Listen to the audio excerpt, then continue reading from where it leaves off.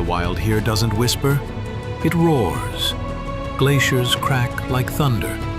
Waterfalls carve paths through time. And in the middle of it all, she waits. Motor yacht unbridled. A sanctuary of warmth and refinement in the heart of Alaska's untamed frontier. Bears wander the shoreline. Whales breach on the horizon. Seals nap on drifting ice while you sip champagne on the aft deck. This isn't a cruise, it's a calling, and only the bold will answer. Now booking your next unforgettable charter, yachtunbridled.com or through your preferred charter broker. Top of the morning, afternoon, or evening, folks. It's Captain Liam here from Motor Yacht Unbridled. I've got the pleasure of Joey Meen join us today in today's Captain's Chat. Joey, how are you?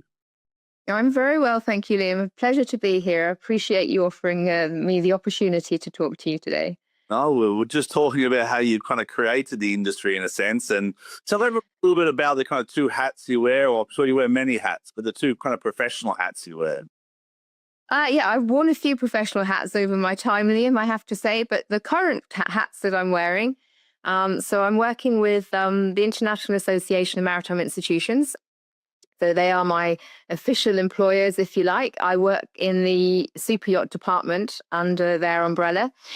We basically manage maritime education right across the disciplines. So that's what we're about.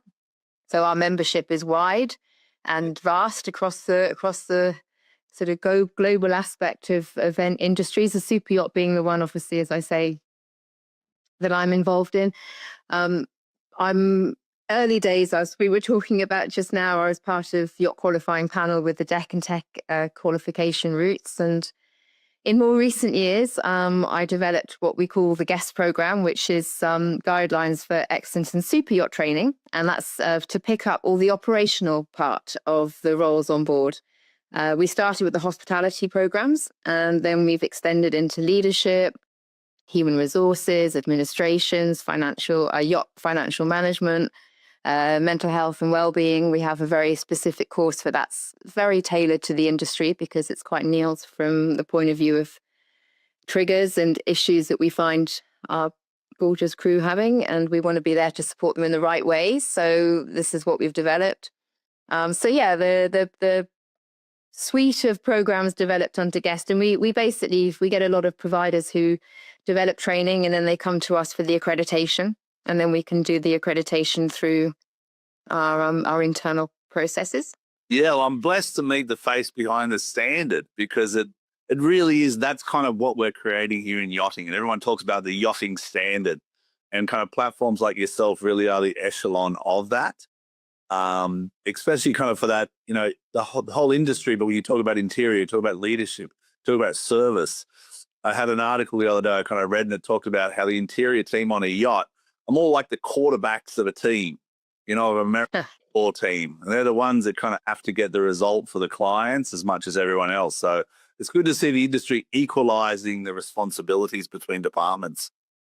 I think it's vital, though, Liam. I think it is absolutely vital to recognize that we used to say when we were setting guests up in the very early days that we have to look at the cohort on board as being three legs of a stool.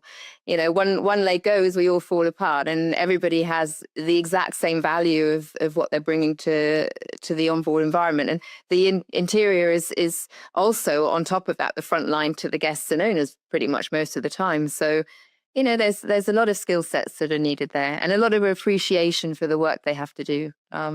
Yeah, but to have those skill sets, you do need the standard, you need the training. And that's where I see the industry's finally starting to recognize that training. Over the last 5-10 years, I'm talking, when I say fine now.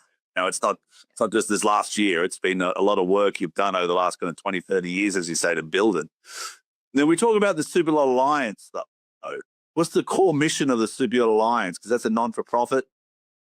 It's not for profit, and actually it's very linked to the word standard. And I think this is where I kind of, I suppose, push to make changes through what I'm seeing with the education side. And you're right, there is more of an appetite, but we've got to stop doing this whole setting the bar to a minimum. And I think, you know, the qualification routes that are required, the mandatory, and it's not minimum in as much as what's delivered isn't valuable. Of course, it's incredibly valuable. But when you look at all the roles and responsibilities of the crew on board, the operational requirements are very different to the seagoing requirements. And that's why we recognize that through guest. And the standards that we set for this, particularly through IAMI and the way that we operate, because obviously we're also obliged to the government routes, is looking at standards across the industry. And I mean, I've been talking to CBAS and other associations for many years about trying to set something where we can all work together to try and make improvements and changes. And I've always felt that those of us that have been in the industry so long, and I just admitted to you that it's nearly 40 years that I've been doing this. So yeah, showing my age. Well, you're just too sweet. But I think I feel very accountable for what's coming in the future. And I feel that we, as those of us that understand this industry from the beginning, can see how quickly it's grown. I mean, it is absolutely nuts how quickly this industry has grown. I remember back in the, anyway, let's not go back that far, but I do remember when it started, and it was, it was a very different atmosphere to what we have now. And because of the volume of boats, being launched, every boat that launches, there's a new layer of companies setting up, crew required. This is how the industry is constantly growing. And if we don't start making changes now,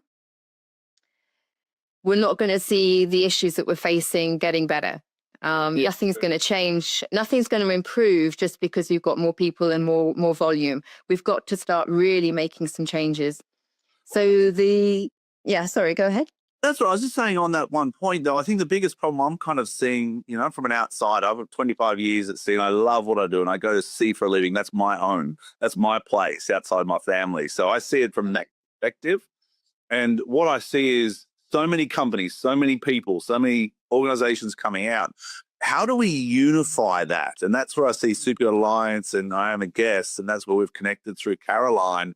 Because when too many people go in too many different directions, we don't actually accomplish anything. Yeah, and this is what we were starting to see, right? It was just that there's all these different organizations. And this is what we've really done with the Alliance. So we've got what I would say the core associations together, and they represent pretty much 360 vision of this industry, right? We've got the shipbuilders, you've got the charter brokers, MEBA, IYBA, we've got Amex over in Australia, we've got PYA, ICOMIA. I mean, that's an enormous group of organizations. We've got IAMI now as well, and CBAS. So if you think about it, we just basically got together and said, pretty much, let's just dump our garbage in the middle and talk about what's going on here, because we have all got the same issues, but we're all looking at it and tackling it from different angles. So if we start looking at what the problems are and we start addressing those and challenging each other on where things are going wrong, and actually where things are going right, because we have to learn the right lessons as well. So it's all about looking at the bigger picture and looking at it from a far more broader reach than just our own channeled areas of expertise. So this is what we did. So we basically a couple of years ago all got together. The right people are in the right place at the right time. This is how I'm feeling about it. And since then, we've created think tanks. We've got Raising the Bar think tank around retention, recruitment, HR practices. We've got Changing Tack, which is changing tack on crew welfare. We've got organizations such as iSwan involved, Seafarers Charity, UKSA. So we've got big players in here that are working together to bring as much influence from outside in. And the platform is there. Anyone can come in and join any of them. It is totally inclusive. We have onboard safe operations where we've got organizations like Chirp, members of ISS involved in that. We've got a lot of captains and crew involved in this group as well, trying to look at the actual safety issues that are faced with the onboard ops, and that includes as much anything the human element as well as sort of everything that's linked to that. We've got the bridge between, so they're the crew management companies, the large group of crew management companies that have come together again, anyone is welcome to join this. And then looking at the onboarding and HR practices and where that gap is between, crew being employed and then how that journey of employment is and where the responsibility lies with, ensuring and safeguarding crew in their employment. And then we've also got the group that Caroline and Karina are heading up. I'm calling them at the moment the Crew Workplace Culture Group. I know they have a slightly different name at the moment, but that's a very large group of enthusiastic and very passionate and knowledgeable people. And we're hoping that this group can then start working on more on the behaviours and the autonomy of reporting and how we can support crew in that environment. So and the think tanks, we've got open doors for other think tanks. Each think tank has working groups. So we've got lots of activities going on where we're really pinning down certain topics and focus groups to work on certain areas. We've already started building code of ethics, for example, with recruitment companies. We've got an image for the industry for new people coming in, a whole load of resources that are being developed at the moment for how to get into the industry. Obviously, through changing there's resources for well-being and welfare and mental health. It's very exciting times. Very, very exciting. Yeah, it's quite amazing. Kind of like United Nations of yachting, per se. That'd be a nice way to put it, with all the different members to try and make positive change.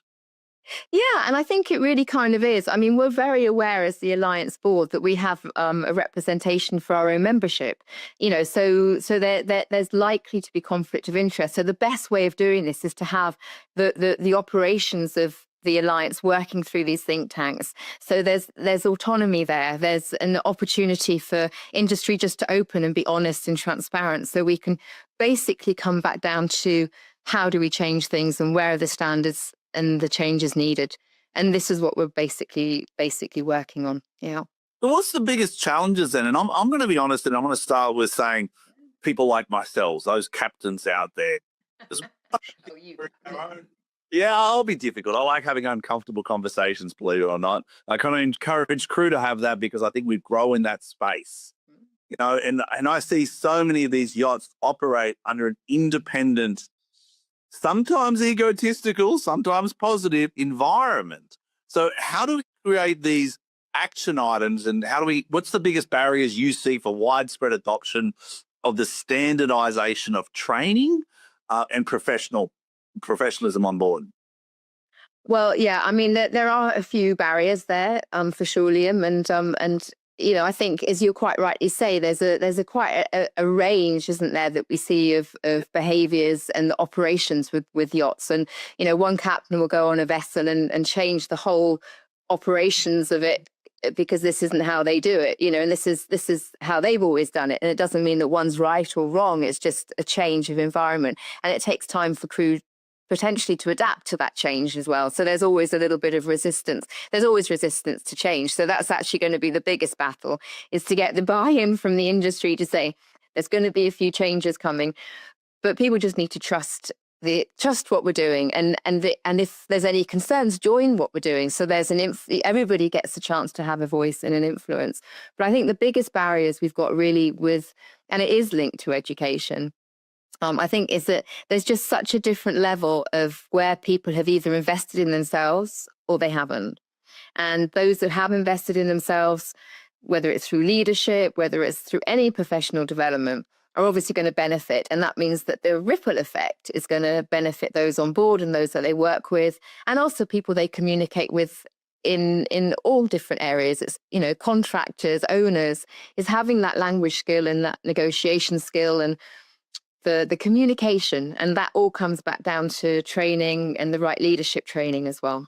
So I think that is definitely something we're seeing as a pinch point, because it's not, there's a very varying different levels and degrees of how people are leading. They are barriers. They are barriers, realistically. And I always try and say to people, take the people out of the problem. Try to take the people out of the problem, and that kind of gives more clarity to what the problem is. Is it a scheduling issue? Is it a resource issue? Is it a retention issue? What is the problem? And then let's and sometimes it is the people that are the problem. So we talk about the barriers. I've got this saying: if it can't be measured, it can't be managed. So when you talk about accountability, how do we then go on to say, how do you measure standard? Well, I think it's a really good point, and we've actually just recently, at the end of sort of this summer, we've got it through. We've managed to get quite a substantial sum of Erasmus funding, so that's the EU funding, to create a super yacht qualifications framework. Okay. And that's in education. So we've also currently, I told you I was busy. We've got various teams now working to create an entire qualifications framework. And to do that, we have to start with identifying each individual position right across the board. So we've got one team working on shipyards, one team working on service, one team working on crew. The crew is reasonably easy because there's certain required qualifications there, but we're working on the benchmark of operations, the actual operational side of things, and that's right across the board.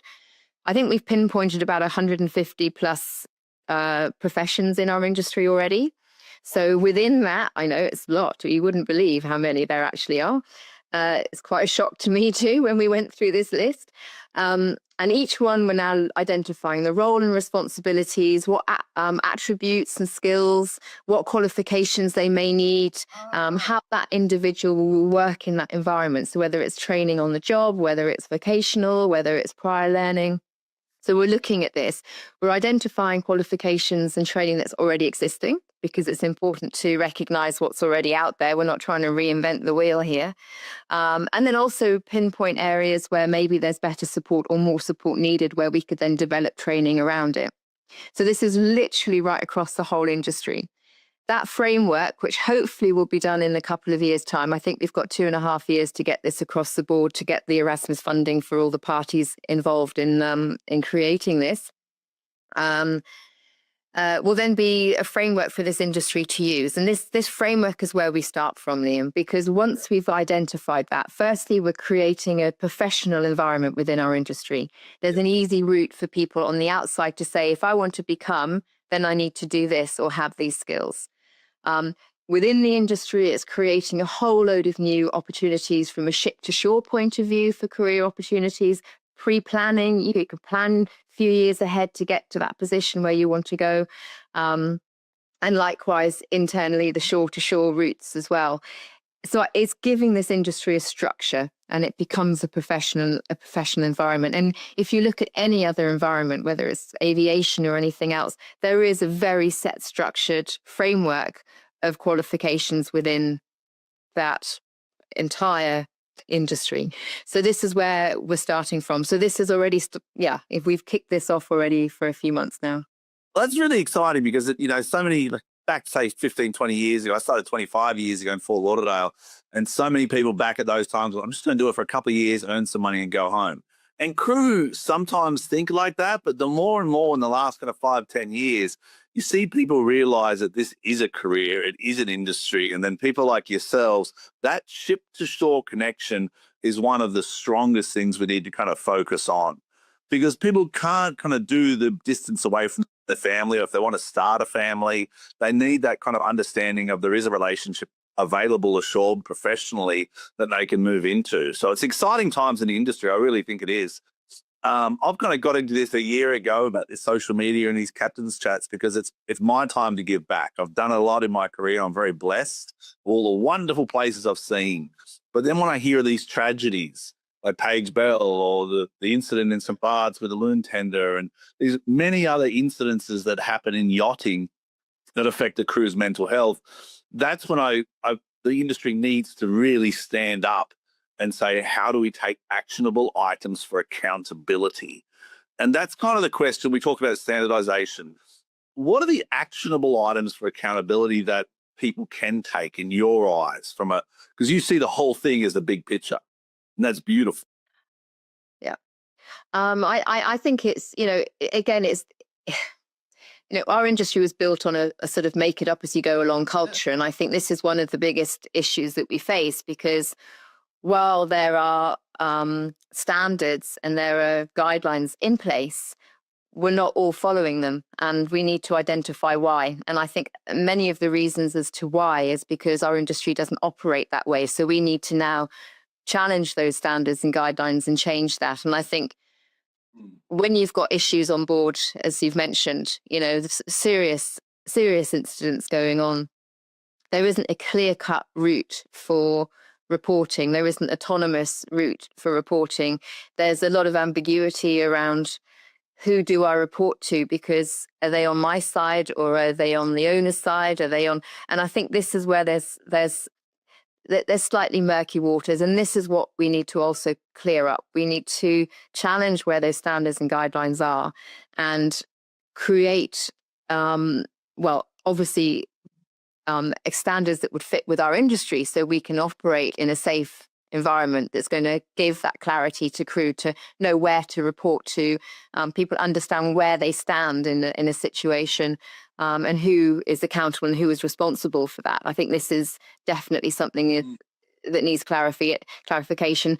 One of the sessions that we ran, for example, at the Superyacht Forum. So the Alliance board members are also the content board for the Superyacht Forum in Amsterdam in the Mets, during Mets. So we create the content for those 2 days, and we do it again with all the organizations we work with. It's a very open option. But one of the sessions we ran this year was something that I pushed for, called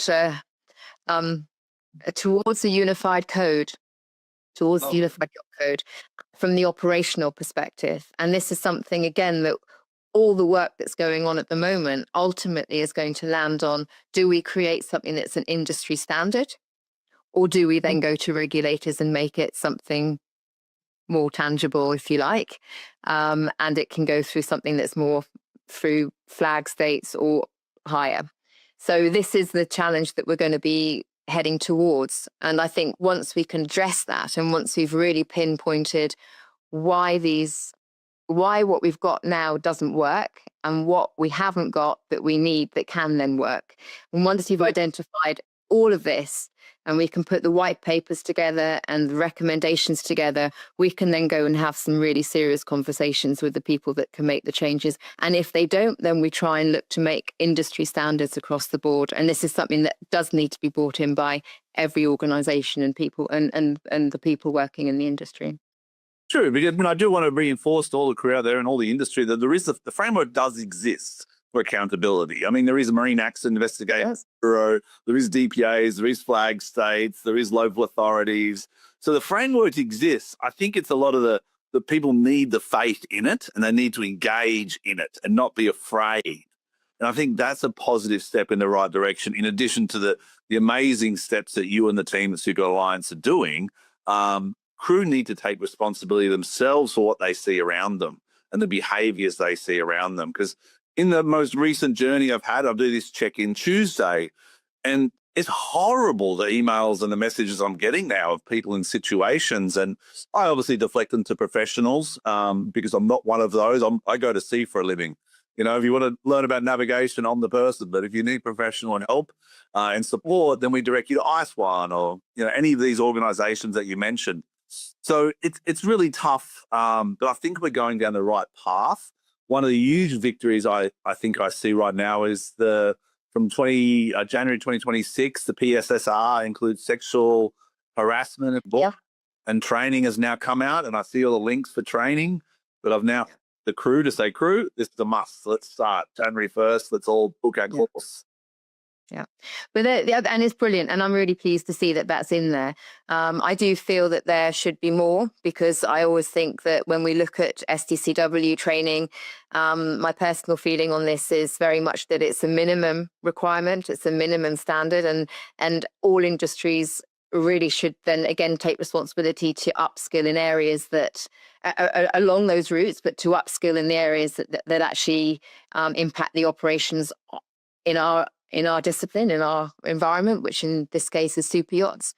And I also think that there will be many people who, obviously you don't need to refresh your PSSR. So everybody that's already got their PSSR, it's very unlikely they're going to go back and do it again for this. So I would urge everybody to start either taking that or other courses that are similar along the same vein. So you understand what's being taught to the generation starting their first journey on their first STCW PSSR course, because you only have to do it the very first time. So, I think there's going to be a gap in knowledge and appreciation of the output of that course if people don't engage and go back and say, right, actually, I want to learn about this. So my message would be do that, because, then you'll firstly understand what's been taught.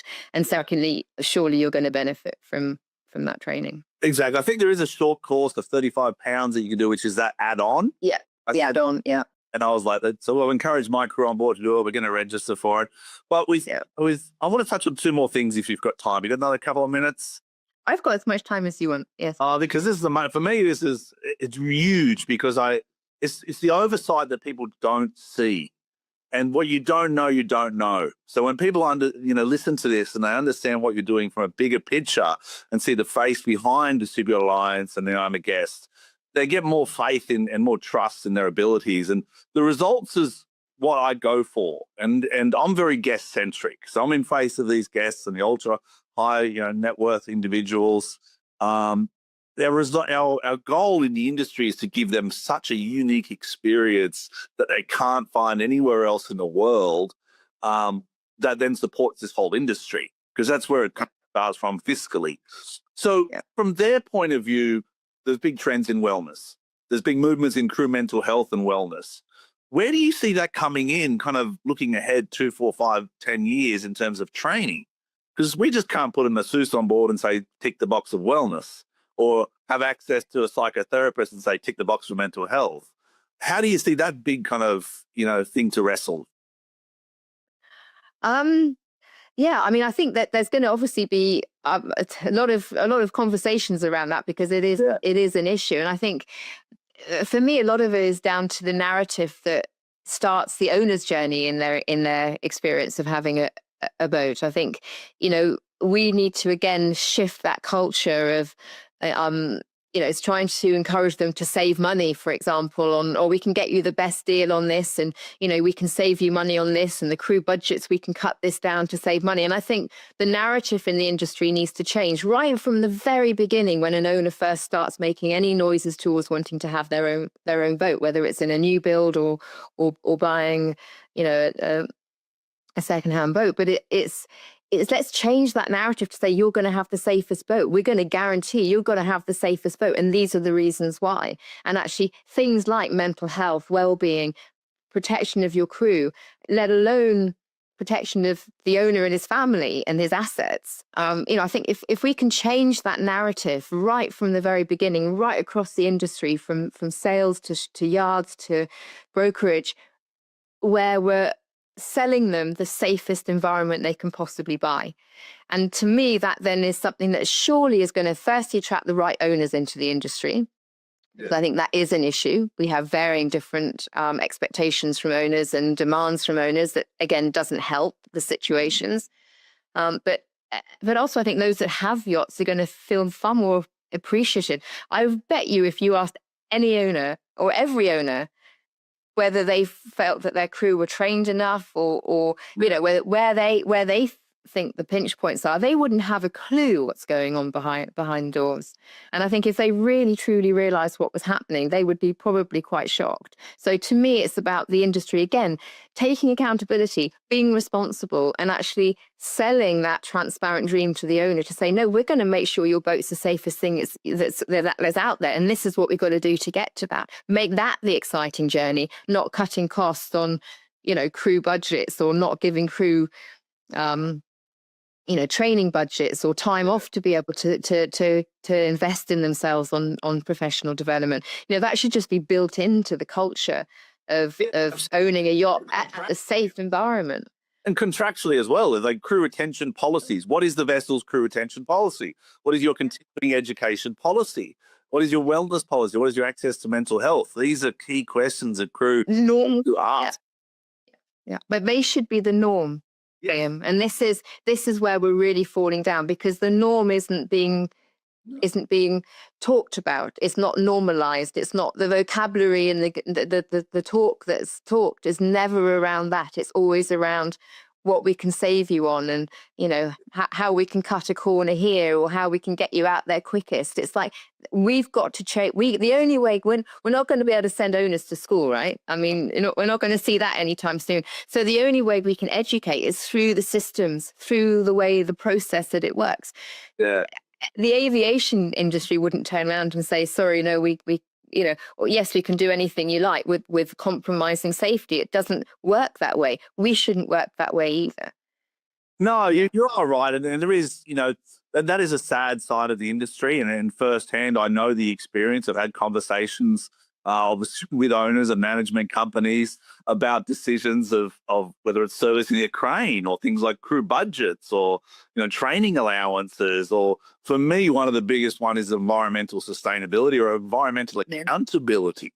What are we doing for the environment from an individual super yacht perspective? What portion of our budget is allocated to giving back, whether it's through organizations, kind of like the yacht offset or yacht carbon offset? That wonderful work. That's a minimum. You know what I mean? What else are we doing to help companies like Seakeepers and many of the other maritime organizations that look after environment? That's where I struggle as an active captain. I'm like, when I look at a budget of 100%, I'm like, can we please just put like 1% to the environment, 1% crew mental health, 1% to kind of, and then I look at charters that come in and brokers and people getting 10s and 15% and 5%. And I'm like, just one for my arcs and my poor turtles out there. I'm not asking much. It is, but it's so vital that this happens. We're actually working. So IAMI is working, and it's an alliance driven project. But we're working with the Water Revolution Foundation, and we're building a program of sustainability courses. So we're having a practitioner one for all crew on board. And again, it'll just be a short course, but it will be an awareness course. And it's based on the crew sustainability guidelines that were created a few years ago that Water Revolution Foundation headed up.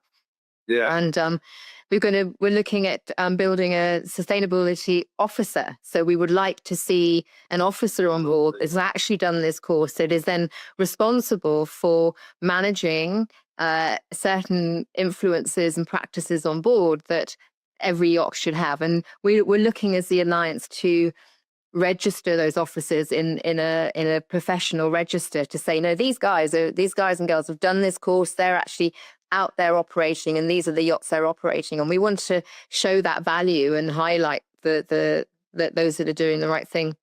But we're also developing an advisory course, and that's for all the owner reps and the management side of things, so that narrative, again, that's going to owners right at the offset is going to also be sustainability driven. And that's the big course that we're working on at the moment with them. And then also a couple of other courses as well that's linked to that, that's further up the chain, if you like, with or from the beginning with the yards and the build, and also with the Yeti as well. So yeah, there's quite a lot of activity around the education side of that, which I think will help. I hope will help. Well, help at both ends. The education really helps and sets the foundation, but in the end, I think the money has to come from the top down, and we have to allocate that through management companies and different people who have influence in the industry to try and make sure that it's done. Because a lot of times I feel like an old kind of, not hippie, but I'm like, okay, crew, remember no plastic bags. Remember, no plastic bottles are coming on the yacht. Full stop. None. And it's like a hard no for me. And then we have the shipboard energy efficiency management plan. And I take it seriously. It's like, okay, crew, close the curtains. What is our power consumption this month? Why are we consuming so much power? Like, these are the questions I ask actively. But I sometimes say broken record, and I'm like, come on, crew, like, this is my little bit. They're all wonderful people, but I need to do my bit for the ocean, Yeah. But it sounds to me, Liam, like you're doing a lot more than just a little bit with, advocating that attitude on board is when it's commendable. And I think it's absolutely the right way to be. And I think it's hopefully going to be the way we will all behave in the future. Yeah. Same as mental health. A lot of times I'll ask different crew and people in the industry, would you rather talk about it? Or would you rather go for a walk or a fish? And sometimes they go, would you rather go for a walk or a fish? I'm like, that's fine. And then we can talk about it. Or who wants to sign up for the mental health first aid course? That, it's a great course. And a lot of crew are like, no, I'm not interested. I'm like, cool. what if you get a day off? Are you interested then? Like, let's work this out because we have to improve. You have to have these uncomfortable conversations to become. Yeah.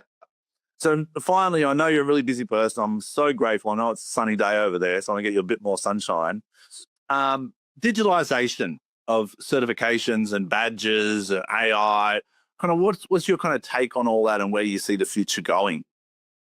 Well, we are all the qualifications now that are issued through IAMI, which includes the qualifications we issue on behalf of MCA and the guest program, are all e-certificates. They're all digitalized. We believe this is absolutely the right way to go. I think it's also actually easier for crew to manage their qualifications in that way. There's all sorts of different apps out there you can store your qualifications in. So I don't think that this is going to be an issue. Who needs to be plugging around with bags of paper? I mean, that doesn't, that's not the world we live in now, right? So yeah, that is something. And I think Miami now have got are developing a new system for MCA. So they're MCA modernizing all their qualifications and the training, and that includes the super yacht side of qualifications. And that also is linked to where IAMI sits, because we do all their assessments and certification. So we're digitalizing everything. So there's going to be a lot more digitalized type assessments where it'll be various types. So we're getting away from that pen, paper, written exam.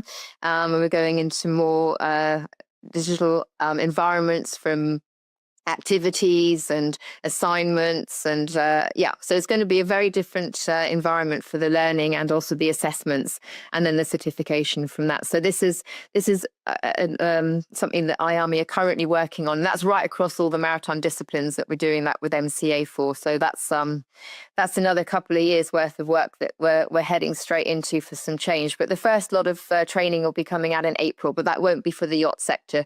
That will come a little bit later. But watch this space. There's some changes coming to the assessment processes for all the MCA yacht qualifications. Yeah. Oh, fantastic. I mean, it does start a training. That's why I always encourage crew. Our season's coming up in Alaska next year, and I've kind of allocated 2 weeks in February, I think it is, for just training. And the crew are like, what are we doing? I'm like, we're doing everything from self-defense to this PSSR, sexual assault and bullying. Like, we don't have these problems on board, Captain. I said, doesn't matter. It doesn't matter if we have the problems or not. We have to protect ourselves and protect our problem, protect the potential of the problem. So I know the one they're not looking forward to is the clean up the beach in the middle of a Seattle winter, but that's my one. That's my one. Guys, put the raincoats on, rain halos on. Raincoats and hot chocolate, they'll be fine. There you go, hot chocolate. It's got a one. So I really thank you for your time. I thank you for everything you've done in the industry. It's really insightful. Once again, you've created a standard, and that's where we can be measured against. And I implore all crew to engage, whether you're a head of department or a junior crew, things like the Super Yacht Forum, things like the IAMA guest programs and accreditation. I think that's where it starts. And I'm honored to have you on board. Oh, well, Liam, I'm really grateful to be here. And as I said earlier, everything that we're doing through the Alliance is an open door. This is 100% inclusive. We want people who have got passion, who want to help to make a change, to get in touch and be part of, even if it's just helping on a work group for a few hours here and there. Every little bit will help, and everybody's expertise will be valued, and everybody has the chance to have a voice and be part of the change. So, there's no closed doors here. The whole point of this is providing a platform for us all to get this industry where it should be, right? And how can crew do that? What's the best way to get a hold of you or to join? It's an interesting question, because the Alliance, we've been so busy doing things. We haven't really done much yet on our sort of PR and marketing or social media. We will be doing some stuff over the new year. And we will be getting a little bit more sort of momentum going. We might even work with you guys on this, but try and get some momentum going with some reach out and some reporting as well, because I think that's important. To be fair, if you look up my LinkedIn, if you come by me for the moment, then I will put you in the direction of the right think tank and the right people involved. That's probably the best way to do it. Yeah. And you've got superyachtalliance.org. I see you can register for Raising the Bar as well on your website. You can. There's plenty of ways to do it, but LinkedIn's the best, and I'll put that below. Thank you once again for your time. I appreciate it. Be safe, be blessed, and look after yourself. If your brand belongs in the heart of the yachting world, this is where it happens.